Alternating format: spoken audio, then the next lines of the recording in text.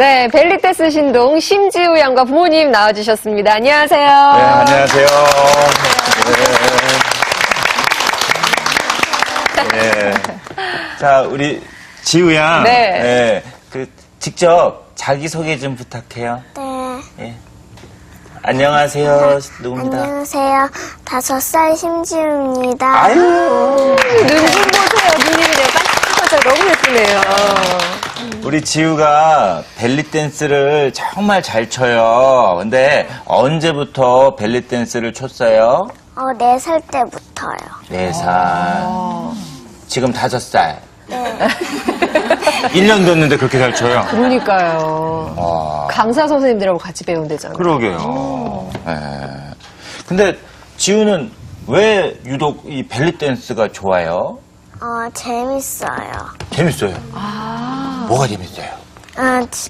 동작하는 거랑 또 발 움직이는 거요. 이야. 아니 정말 똑똑하게 내가 뭘 좋아하는지까지 정확하게 얘기를 하네요.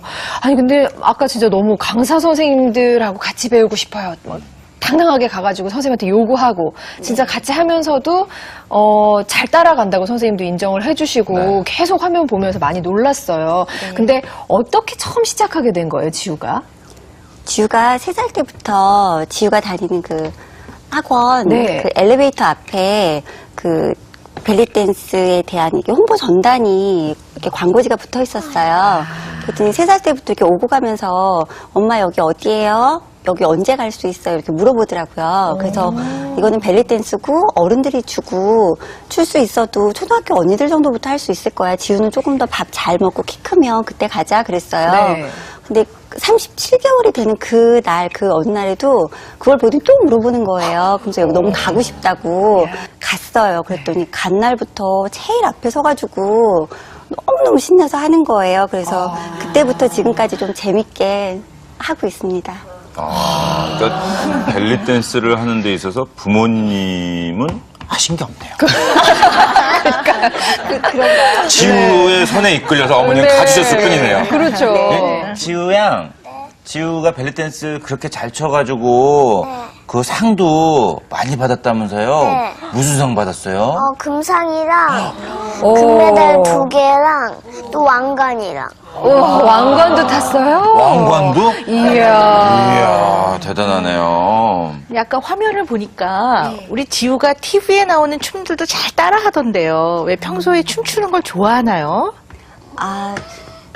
지우가 사실은 15개월 때 처음으로 걸음을 뛰었어요. 그러니까 그냥 좀 보통 늦게, 다 예. 어머님들 계시니까 아시겠지만 아이들이 이렇게 처음에 누워만 있다가 뒤집기 하고 그다음에 기기 시작하고 붙잡고 서고 그다음에 이제 첫걸음을 내서 걸음을 걷는데 저희 지우는 132일에 딱 뒤집더니 그다음부터 발달 과정을 하나도 안 하더라고요. 그래서 15개월 때까지 아이가 걸음을 안 걷고 그냥 이렇게 앉아서만 손가락 하나로 이렇게 가리켜요. 자기가 필요한 것들을.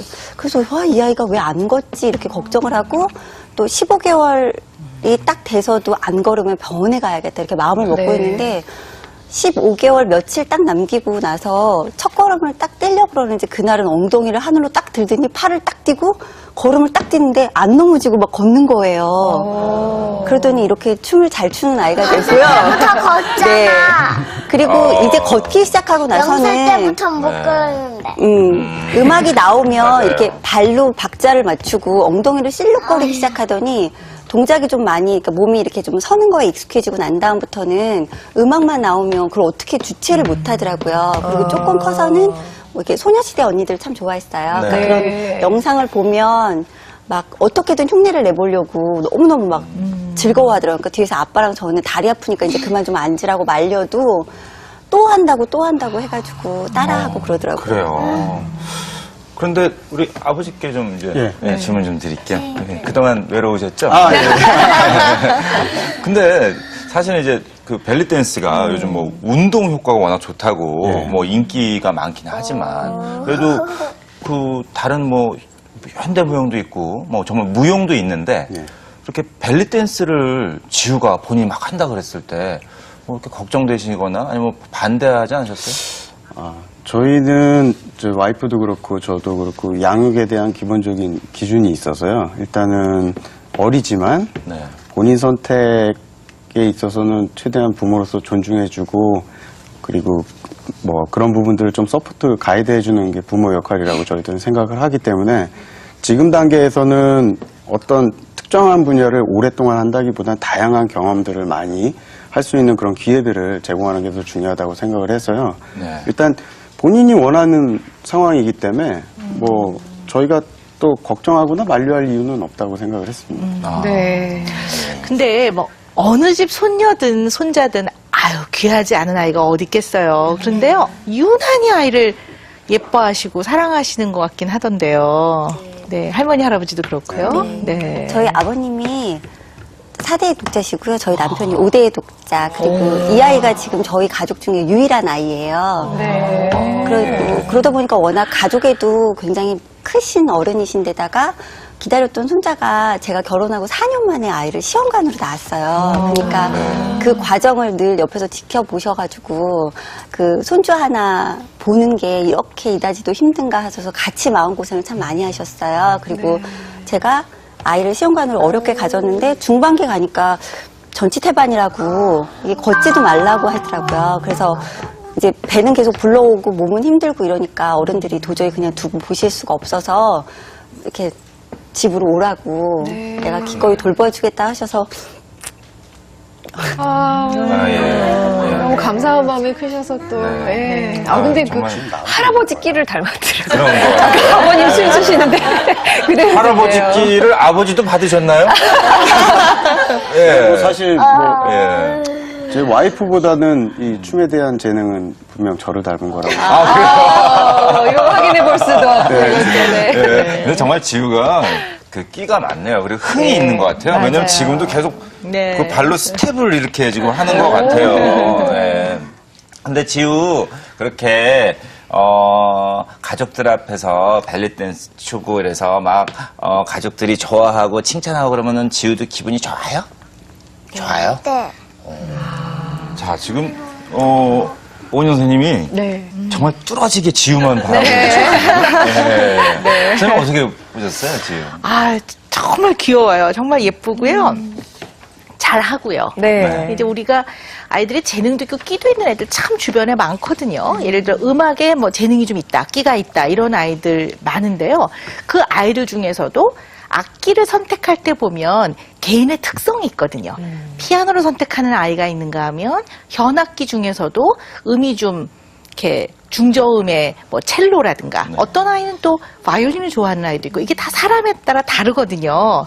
그럼 이제 지우가 아마 이렇게 움직이고 리듬을 타고 이런 거 굉장히 좋아하는 아이인데 그래도 유독 벨리 댄스를 선택하게 된 데에는 아마 이유가 있을 거라고 봐요. 그래서 저는 어머니께 궁금한 게 왜 지우가 이렇게 벨리 댄스를 좋아하고 이 벨리 댄스 하는 것을 선택하게 됐다고 생각을 하시는지 어머님 나름대로의 이유가 참 궁금해요. 지우가 사실은 벨리 댄스를 할 때쯤 발레도 같이 했었어요. 그러니까 저 같은 경우는 저희 애기 아빠나 또 저희 고모 같은 경우는 끼가 굉장히 많으신 분들이세요. 노래도 잘하시고 춤도 잘 추시고. 근데 저는 노래도 별로고 춤도 별로예요. 그러니까 제가 좀 동경했던 게 있었던 것 같아요. 그래서 딸을 낳으면 그 엄마들이 뭐 그 나이가 되면 발레를 시키잖아요. 그러니까 저도 이제 발레를 좀 시켜보고 싶어서 발레도 하고 벨리는 지우가 가자고 해서 하고. 그래서 두 개 다 너무 힘들지 않니? 하나만 하자 그랬거든요. 그랬더니 발레, 벨리 두 개 다 하겠대요. 그래서 일단 해봤는데 역시 체력적으로 좀 무리가 있더라고요. 그래서 지우 보고 선택하라고 했어요. 엄마는 두 개 다 해줄 수 있지만 너가 조금 힘들어 보여. 어떤 걸 하고 싶어? 그랬더니 벨리를 하겠대요.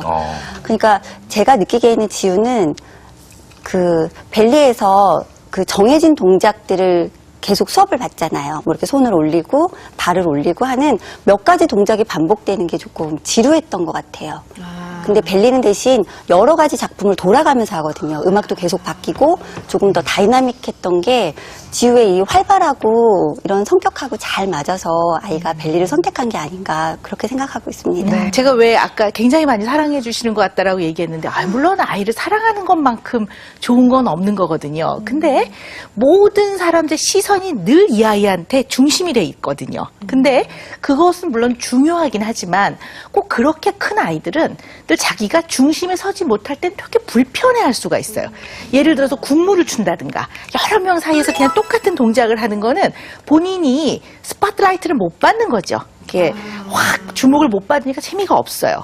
동물을 늘 좋아한다든가, 지금도 보면 계속 화면에 비친 자기 모습을 굉장히 좋아하거든요. 물론 아이들이 그렇죠. 그러긴 하지만 어떻게 비춰지느냐, 예쁘게 보여지느냐, 다른 사람이 시선이 나한테 쏠리느냐가 굉장히 중요한 아이인 것 같아서 이런 균형을 잘 맞추셔야 될 것 같아요. 왜냐하면 사람은 아무리 똑똑하고 아무리 많은 재능을 가지고 있어도 어떨 때는 많은 사람 중에 한 사람으로서 존재할 때도 있는 거고, 자기한테 주목이 안 될 때가 굉장히 많거든요. 그럴 때 편안해야 돼요. 근데 그럴 때 막 불편하고 사람들 시선을 얻고 싶고 그러면 곤란한 거거든요. 그래서 이제 그런 말씀을 좀 드리고 싶은 마음도 있고요. 또 한편으로는 물론 어떤 집 아이든지 다 특별하죠.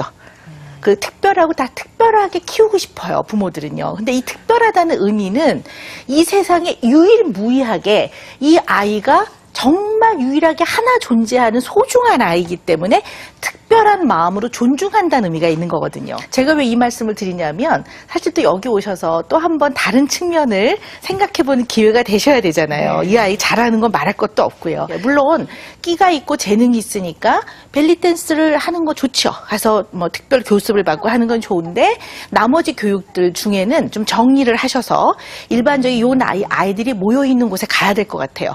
안 그러면 늘 어른을 대하기 때문에 말투도 너무 어른들의 말투고, 꾸미고 있는 것도 너무 어른처럼 꾸미고 있고, 몸 놀림도 너무 어른 같은 놀림을 하는 시간이 너무 많다면 그거는 아이들이 성장하는 과정에서 반드시 놓치면 안 되는 발달 단계를 껑충 뛰어넘을 수가 있거든요. 그건 썩 좋지가 않거든요. 그래서 사실은 이제 그런 면에 균형을 잘 맞추셔야 되지 않을까라는 생각이 듭니다. 네.